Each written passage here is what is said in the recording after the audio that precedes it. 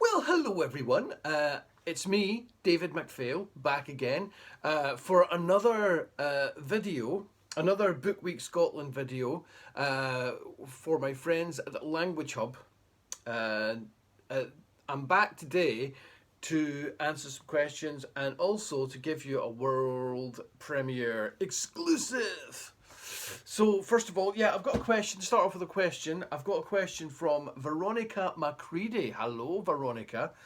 And Veronica's from Chatterholt Primary School. And she has sent through a question, which is, why did you use Vikings as your inspiration? Obviously, you're talking about my Thorfinn the Nicest Viking book series. And this is about a polite Viking, a nice Viking, who goes round baking scones, making tea, helping old people across the street. He doesn't have any decent Viking qualities at all, okay? And the other Vikings, they are proper Vikings. They're mean and they're nasty and they've got huge beards and they smell a lot as well. So why did I use Vikings as my inspiration? That's a very good question. And you know what? It cuts right to the very heart of why I wrote the story of Thorfinn. Because I wanted to write a story about being nice. And Thorfinn was based on me when I went to school. I was ridiculously nice and polite to everyone. For example, when we used to play football at break time or at lunchtime, I used to apologise to people before tackling them. So you can imagine how that went down. Not very well.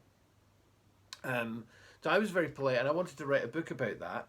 And the thing is, you've got this character who's Thorfinn, who was based on me, Thorfinn. That's Thorfinn there, okay? And then I thought, to make it funny, what we really need is the opposite of Thorfinn. And that's how I thought about the Vikings. You see, the Vikings have this reputation as being mean and nasty and horrible and just like I've been talking about. And so I thought, if we had the Vikings and we had Thorfinn and we smashed them together, that would be a good basis for a story. And sure enough, it was. When I first started writing Thorfinn, it was this book here, Thorfinn and the Awful Invasion. That was Thorfinn's story. That was the only story I had. I just wrote this story, this wee story about a Viking boy and his ferocious barbarian father. Thorfinn and the Awful Invasion was the story. And then my publisher said, do you know what? We could probably take more of these books. They're quite popular. Do you fancy writing more? And I said, yeah, I'll write more. Yeah, okay. So I wrote another 3. I had 4 books. And then they said, could you do a couple more? I said, yeah, no problem. I'll do a couple more. So I did 2 more. And then after that, after a couple of years, they said, you know what? We could actually do some more books. Yeah. And I said, yeah, okay. So there have been 8 Thorfinn books now so far. The last one was Thorfinn and the Putrid Potion, which was out this year, 2020, back in March at the beginning of lockdown. And I couldn't go out and speak to anyone about it. It was a real shame, but there you go. So there have been 8 Thorfinn books, and it's all a result of this smashing. See, when you're writing stories, it's very, very important. Sometimes the most important thing is characters. The characters smashing together. You've got one character trying to do something or trying to go one way, and you've got a protagonist and you've got something called an antagonist, and they smash together and the sparks fly, and that's how you get stories. And with the Thorfinn books, the reason I've managed to get 8 books out of it, and the reason I could go on and write more, is because you've got these things smashing together. You've got nice Thorfinn and you've got the nasty Vikings smashing together and the sparks fly.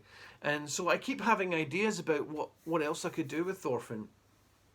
I might have to wait for the moment though, because next year, and this is my world exclusive premiere, I've got a new book series coming out. Oh yeah.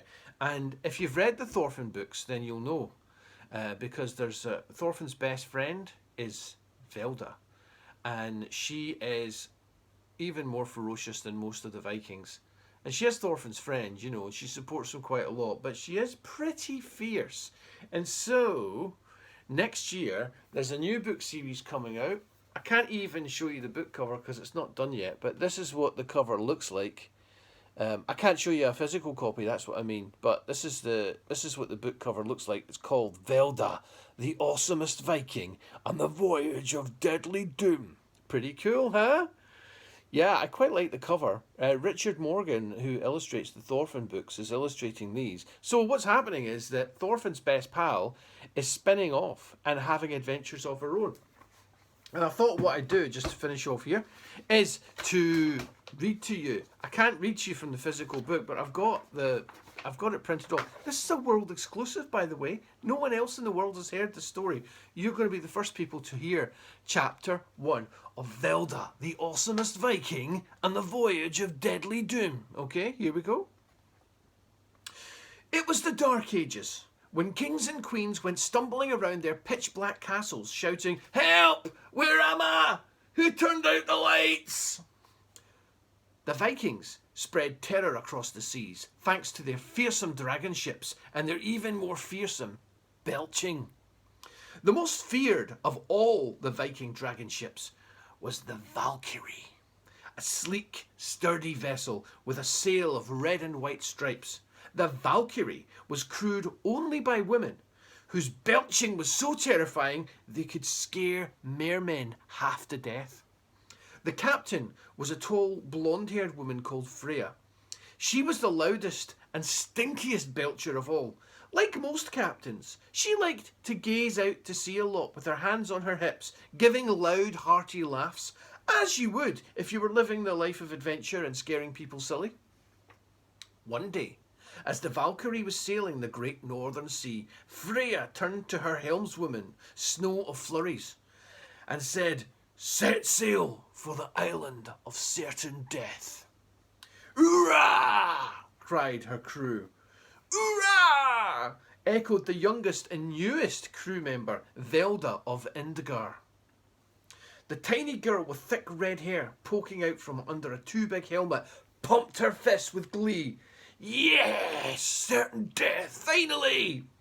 Velda rummaged round in her pack before slapping on some war paint for scaring purposes and festooning herself with leafy camouflage for sneak-in purposes, coils of rope and grappling hook for climbing somewhere you probably weren't meant to be purposes, and last but most definitely not least, weapons for terrifying people until they cried purposes.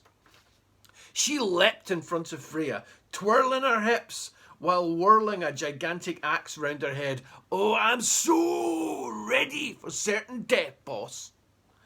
Freya gave another of her hearty laughs. "Ha ha ha! You don't have to worry, Velda." Velda shadow-boxed the air. "Worry? Are you kidding? This is exactly why I joined your crew. This is my chance to be a real Viking." "You are a real Viking," said Freya. "That's why I took you aboard." "Yeah, but girls were never allowed to do any of that fun Viking-y stuff back home in Indgar. It was always, 'Don't yell so much, Velda. Practice your weaving, Velda. Stop trying to kill people you don't like, Velda.' Then they tried to confiscate my axe. That was the last straw." And it really was, for Velda had chopped the wheel off the village hay wagon in a fit of anger, sending Indgar's entire winter supply tumbling into the fjord. Velda didn't run from anyone, but she just happened to decide on a life at sea at that exact moment. She'd been chased by angry villagers with torches and pitchforks. Freya sat Velda down on a bench, placing a hand on her shoulder. "You know, some things aren't always what they seem." "What does that mean?" "You'll see," smiled Freya. "We're not your average Viking crew here in the Valkyrie." They really weren't. Their legendary feats were spoken of far and wide. How they'd battled the Kraken of Corryvreckan, taken on the terrible trolls of Tromso, and even stolen into the great hall of the dwarf lords and nicked their golden underpants. Velda reckoned the island of certain death would be a picnic for this crew, and she was itching to prove she was Viking enough to be one of them. Whoa. Chapter 1. That was chapter 1 of my brand new book, which is not out until March next year. Velda, the Awesomest Viking, and the Voyage of Deadly Doom. I hope you're going to like it when it comes out. I hope you've enjoyed these videos. But I hope to see you again soon. Remember to pop into the Language Hub and use it very often because it's a great place, okay? Thanks, guys. See you later. Bye-bye.